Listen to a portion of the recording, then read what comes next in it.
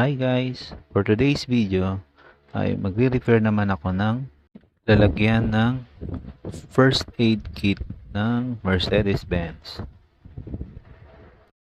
Okay, magbabaklas muna ako. Sa pagbaklas ng mga cover, medyo ingat lang kasi sobrang lutong ng mga clip. Plastic lang kasi yan, medyo luma na rin. Kaya ingat lang talaga para hindi maputol.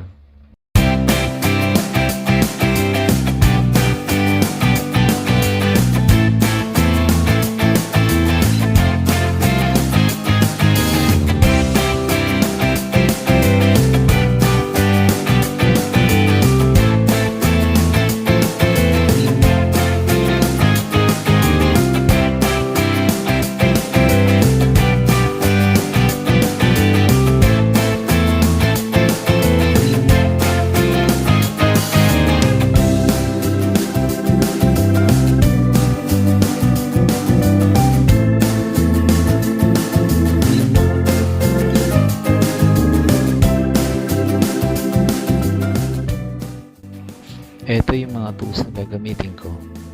Soldering iron at yung plastic pad. So tara, simulan na natin.